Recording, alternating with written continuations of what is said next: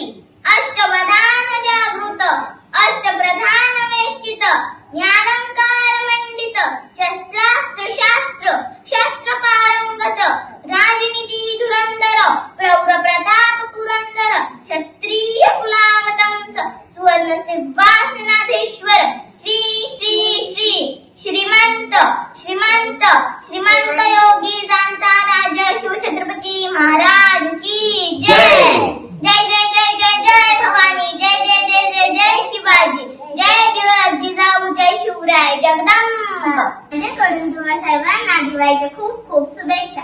महाराजांनी त्या किल्ल्याला राजधानीचे स्थान समजले, ज्याची उंची 2700 फूट आहे आणि पायी चालत गेलो तर 1700 पायऱ्या आहे. हे असं भव्य दिव्य किल्ला बनवणं काय सोपं नाही, परंतु या नवीन पिढीला श्री किल्ले रायगडची माहिती पोहोचायला पाहिजे म्हणून ही छोटासा प्रयास.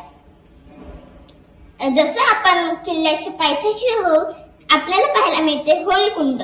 होळीकुंडाचं महत्व हे आहे की इकडे होळी पेटवली जात होती. जसं आपण मुख्य दारातून आत जातो आपल्याला पाहायला मिळते हत्ती तलाव. हत्ती तलावचं महत्व हे आहे की इकडे पाण्याचा खूप मोठा स्रोत आहे. आणि त्यानंतर आपल्याला पाहायला मिळते महाराजांचं आवडतं मंदिर जगदीश्वर मंदिर. जसं आपण गडावर पोचतो आपल्याला पाहायला मिळते राजदरबार. राजदरबारमध्ये महाराज सभा घेत होते.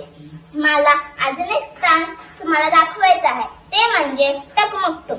टकमकटोकचं महत्व हे आहे की इकडून राजद्रोहींना आणि गुन्हेगारांना ढकलून द्यायची सजा दिली